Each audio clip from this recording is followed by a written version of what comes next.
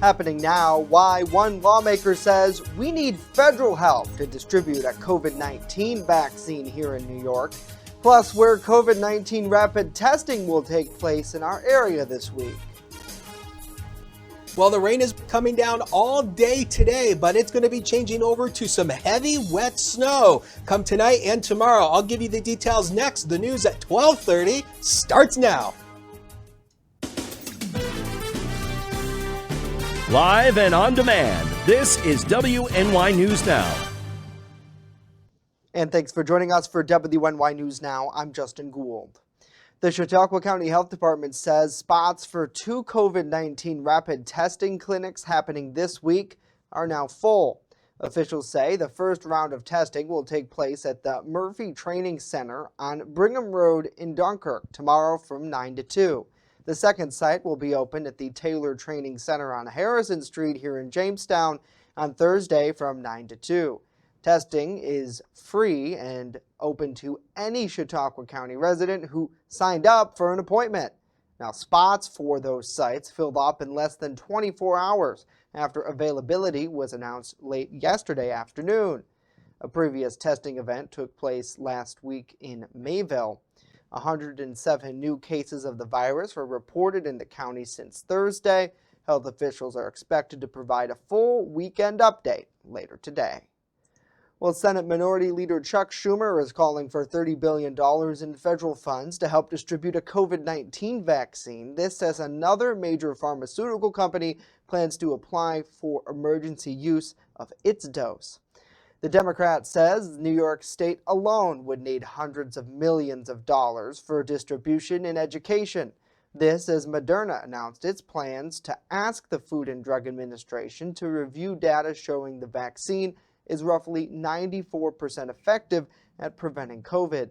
The same data indicates it's 100% effective at preventing severe cases of the virus. This should be a moment of clarity for everyone, Democrats and Republicans. This is a huge crisis. We need big relief, and among the relief we need, part of the HEROES bill, is the money to the states once the vaccine is produced to distribute it. Now, one other company, Pfizer, has already applied for vaccine authorization with data similar to Moderna's. The FDA will review both of those with its advisory committee in December. Dr. Anthony Fauci, the nation's top infectious disease expert, says the first vaccinations in the U.S. are expected to happen towards the end of December. Moderna expects to have roughly 20 million doses of its vaccine available in the U.S. by the end of the year. The company says it's on track to produce 500 million to 1 billion doses globally next year. Well, Thanksgiving 2020 is over, but there could be a dangerous ripple effect from it. As John Lawrence reports, health officials fear holiday travel and gatherings over the past few days could further fuel a surge of COVID-19 cases and related deaths. The millions of Americans who traveled over Thanksgiving may want to get COVID-19 tests. We might see a surge superimposed upon that surge that we're already in. And when I give that message, I don't want to frighten people, except to say it is not too late at all for us to do something about this. The White House Coronavirus Task Force says actions that could help include mask mandates. In states that did those, or mayors or counties that did that, we can see a really significant difference. Local lockdowns could also be possible. I'm talking about individual locations of people starting to see significant stresses on the hospital and healthcare delivery system. Hospitalizations in the U.S. topped 93,000 Sunday, breaking a record set the day before, according to the COVID Tracking Project. There is no way that the hospitals can be fully prepared for what we're currently facing. This is like a natural disaster occurring in all 50 states at the same time. There have been around 267,000 COVID-19 related fatalities confirmed in the U.S. since the pandemic started.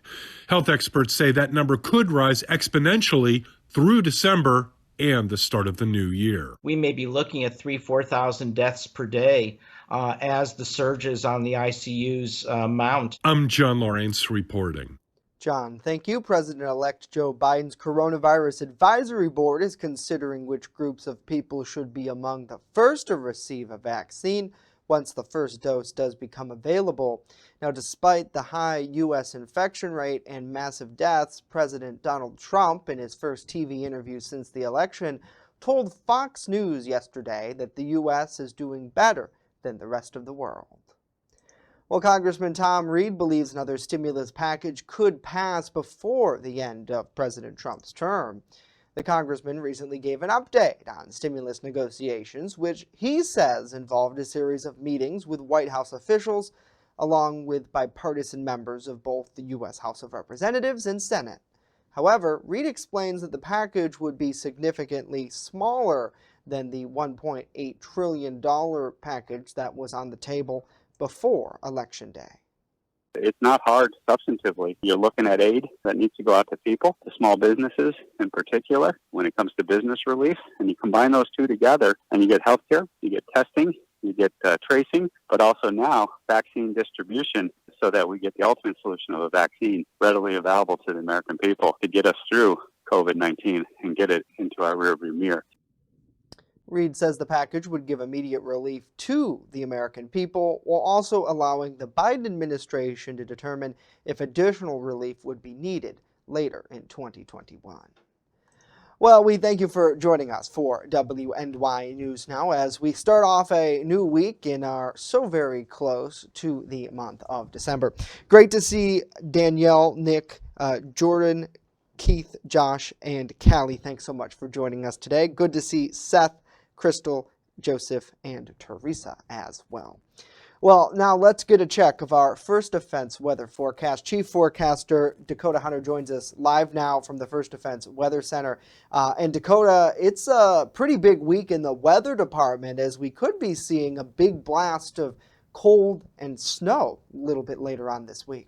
Yes, we will. I mean, this is going to be our first, I don't want to call major storm, but it will be our first big storm so far, essentially this season, a late fall season, early winter season storm. But right now, overlooking the Warren City Bank, you can see a lot of the raindrops falling across the Hickory Street Bridge, 41 degrees. And something I threw out on Twitter yesterday, you can't really see it because it's too cloudy, but they put up the Merry Christmas sign finally there in Warren. So that's a sign that the Christmas holiday is fast approaching. First Defense Doppler radar shows you the rain that's now basically overspread across much of the area. It's been moving in from south to north throughout the morning, and we've even had a few heavier pockets of rain showers this morning. This is going to continue through the day today. Is all in association with the storm system that is moving closer to the region. And in response to this, the Weather Service has posted up a winter storm warning for much of the southern tier. It does not include Allegheny County, but it includes Chautauqua, Cattaraugus, Erie, and Warren County is under a winter weather advisory. The least amount of snow is essentially expected there as colder air wraps in around the back edge of the departing low. We'll talk about that in a little bit more detail later on. 48 was the high yesterday. 38 is where we started the day. 64 and one lonely little degree is the record high and low for this day. So through the afternoon, just widespread rain, soaking at times with moderate to heavy downpours, breezy and somewhat chilly. 40 to 48 is our high temp range today with a north wind 15 to 30 miles per hour. But get those shovels, those plows ready because heavy wet snow is going to be on the way for tomorrow and Wednesday. Where and how much? I'll give you the full breakdown in just a few. Justin? All right, Dakota, thank you.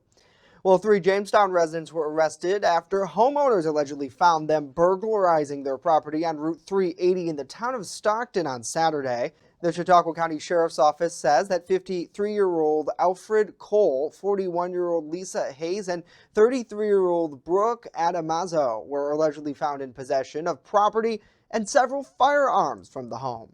Additionally, deputies say the homeowner and a family member blocked in their vehicle, preventing them from fleeing the scene. Now, the 3 are charged with first-degree burglary and weapons charges, among others. All were taken to Chautauqua County's jail for arraignment and, according to jail records, remain in custody at this hour. Deputies say all of the stolen items were located and turned back over to the homeowners. Well, a 25-year-old man has been charged in connection with a vehicle theft over the weekend in the village of Celeron. Town of Ellicott police report that Robbie Steams allegedly took a vehicle without the owner's permission on Saturday. The vehicle, police say, was later located in Jamestown. Steams is charged with fourth-degree grand larceny in the case. Police say he was issued an appearance ticket and released. He's scheduled to face those charges in the Town of Ellicott court. Well, straight ahead here, why it might be safer to keep kids in school, even if COVID-19 infections are on the rise. And later, we tell you what not to buy on this Cyber Monday. Stay with us as WNY News Now returns.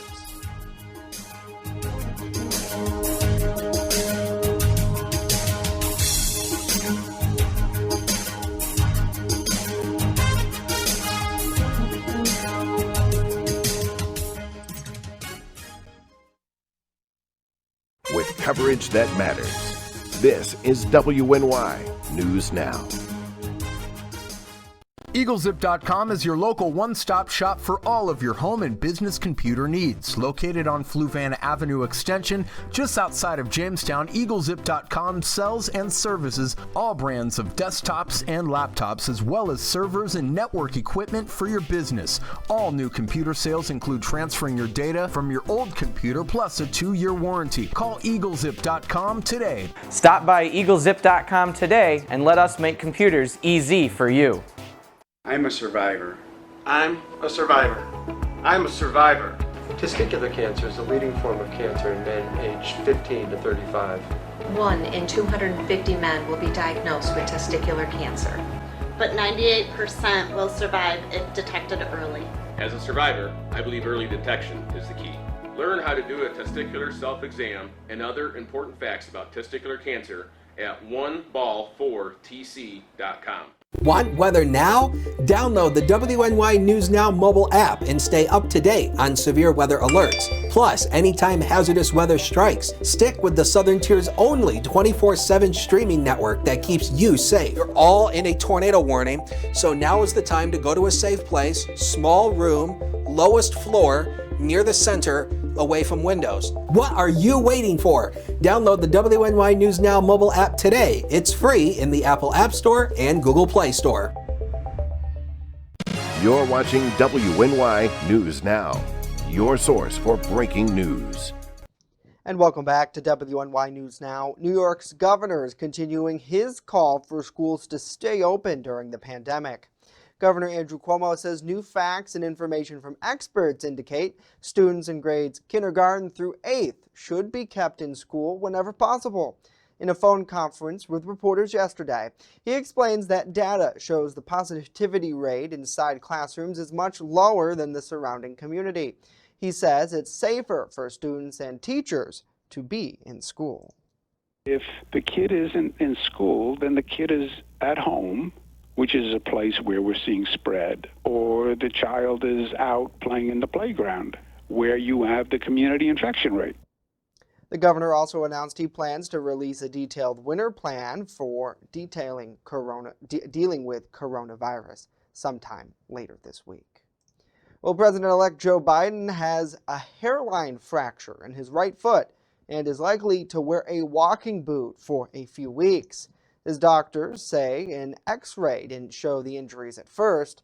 Then a follow-up CT scan showed small fractures in 2 bones in the middle of his foot. Biden's office says he slipped while playing with his dog Major on Saturday. Biden is 78 years old and set to be the oldest U.S. president in history.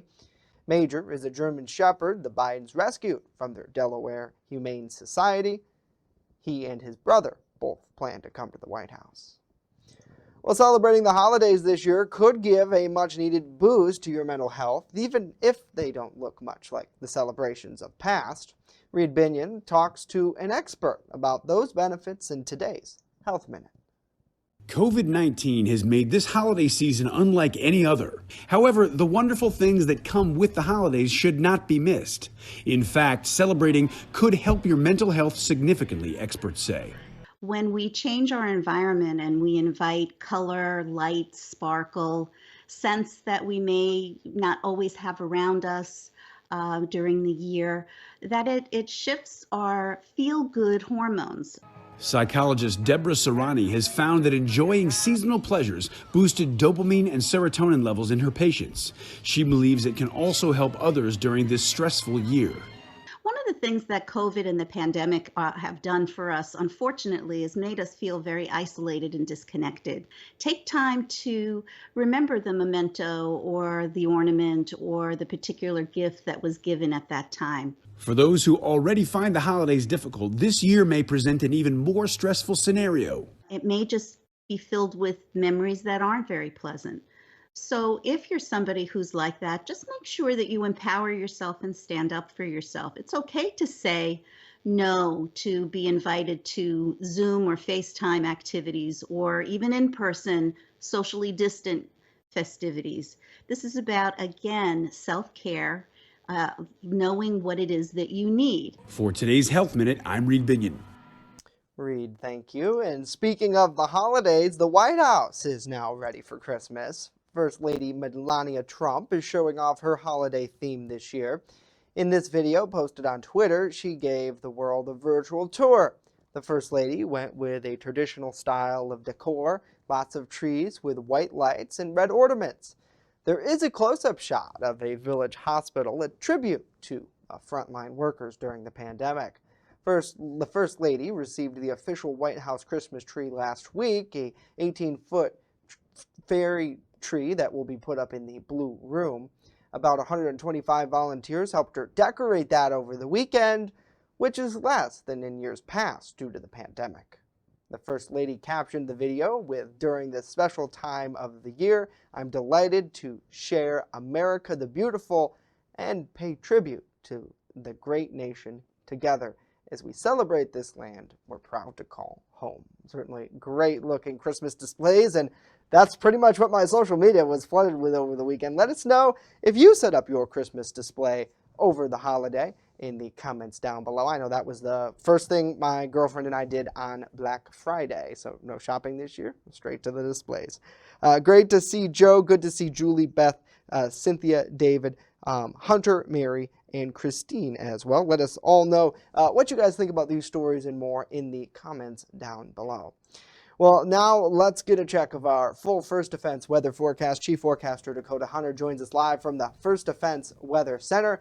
Dakota, I know that your family is big on decorating for the holiday. Have you guys made that transition yet? Yes, we have. We've got our tree up. We've got the lights on outside. And actually, a funny story about the Christmas tree that happened on Thanksgiving Day. I don't want to talk about this for too long because you know, it'll eat up into my weather time. But, you know, our tree has a rotating stand on it. So, you know, you put the tree on it and then it rotates 360 degrees. Yeah. So what ended up happening is, you know, we set our tree up in front of our window that faces out front. So that way, you know, when you're passing by, you can see the tree.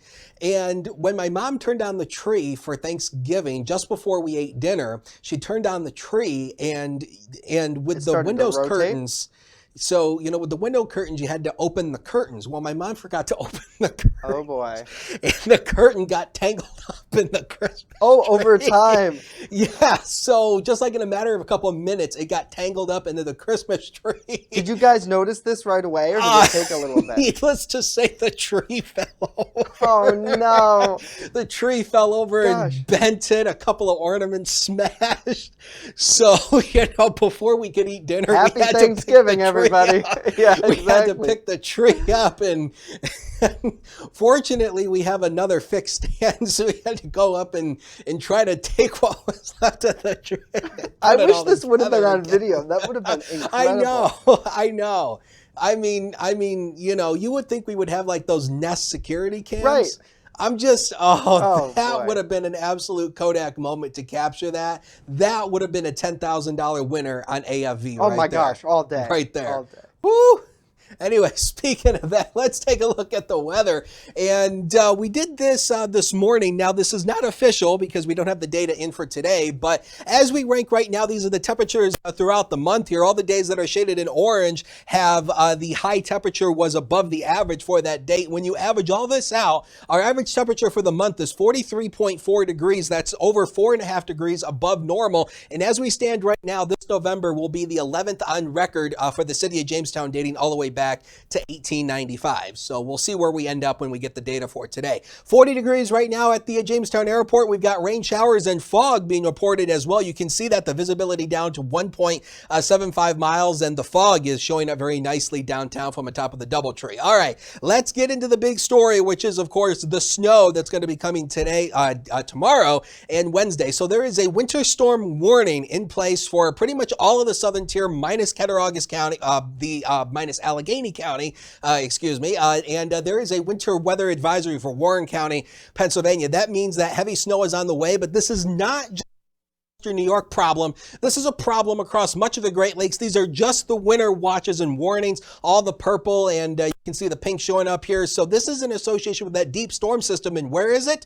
Well, once we put the satellite and radar on, it's right here. There's two systems right here. This is going to be coming in with the cold front. This front is going to be the changing, that front is going to change our weather pattern and shift our wind direction north-northwest. That is going to bring in the colder air. Right now, we have no snow showing up, just a lot of rain showing up here. And as we put First Defense Doppler in a time lapse over the past hour, it's moving south to north, and that is in association with that storm system as it moves south to north as well. All right, let's time it all out on FutureScan, newest run of the in-house model, and it shows you here just widespread rain throughout the day. So pretty much throughout the rest of the day, it's going to be a washout. Into tonight, the rain is going to continue, but watch what happens. Wind direction shifts north-northwest. Watch it bring in the colder air and change this over to snow. And the reason the snow is going to be heavy is because it's going to have a high moisture content. So it's going to be that heavy snow that's going to be difficult to shovel, and the snow is going to continue throughout the day tomorrow night, and then finally as we go into Wednesday, it's going to start to taper off a little bit through the day on Wednesday,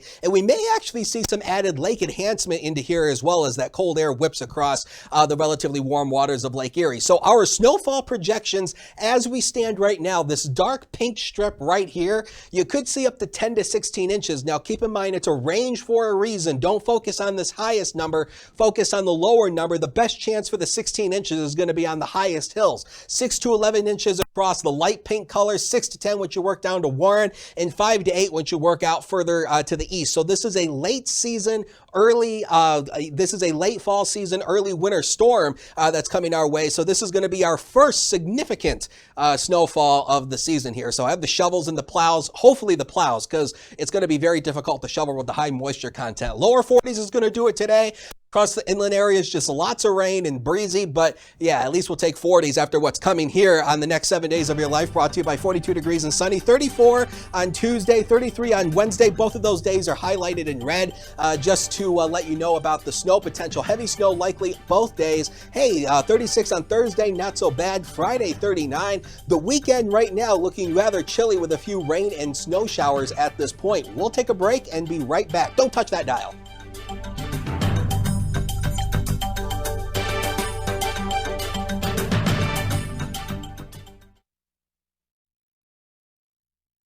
First Defense Weather is sponsored by 42 Degrees and Sunny, smokin' deals on smoking accessories. Learn more at 42degreesandsunny.com. That's 42degreesandsunny.com.